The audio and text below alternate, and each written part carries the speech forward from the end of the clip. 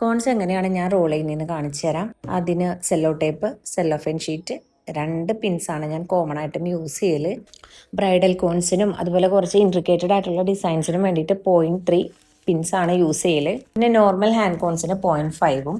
സെല്ലോഫെൻ ഷീറ്റിന് 2 സൈഡ് ഉണ്ട്, ഒരു മാറ്റ് ഫിനിഷിങ്ങും ഗ്ലോസി ആയിട്ടുള്ള സൈഡും. അതിൽ ഗ്ലോസി സൈഡ് പുറത്തായിട്ടും മാറ്റ് ഫിനിഷിംഗ് സൈഡ് ഉള്ളിലായിട്ടുമാണ് റോൾ ചെയ്തെടുക്കൽ. പിന്നെ വീഡിയോയിൽ കാണുന്ന പോലെ ഉള്ളിൽ പിന്ന് വെച്ചിട്ടാണ് ഞാൻ റോൾ ചെയ്തെടുക്കൽ. അത് കഴിഞ്ഞ് സെല്ലോ ടേപ്പ് യൂസ് ചെയ്തിട്ട് വോളിയം അഡ്ജസ്റ്റ് ചെയ്തിട്ട് ഒട്ടിച്ചു കൊടുക്കുകയാണ് ചെയ്യുന്നത്. നല്ല ടൈറ്റ് ആയിട്ട് തന്നെ ഒട്ടിച്ചു കൊടുക്കണം. അതിനുശേഷം മാത്രമാണ് അതിൻ്റെ പിന്ന് റിമൂവ് ചെയ്തെടുക്കുന്നത്. ഈ സെയിം മെത്തേഡ് തന്നെയാണ് നെയിൽ കോൺസ് പ്രിപ്പയർ ചെയ്യാനും യൂസ് ചെയ്യുന്നത്. പക്ഷേ വോളിയം അഡ്ജസ്റ്റ് ചെയ്തിട്ട് തിന്നായിട്ടുള്ള കോൺസ് ആയിരിക്കും പ്രിപ്പയർ ചെയ്തെടുക്കുന്നത്.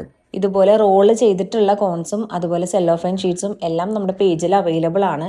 കോൺസ് എത്ര റോൾ ചെയ്തിട്ടും പെർഫെക്റ്റ് ആയിട്ട് വരുന്നില്ല എന്നുള്ളവർക്ക് ഈ ഒരു മെത്തേഡ് ട്രൈ ചെയ്ത് നോക്കാവുന്നതാണ്.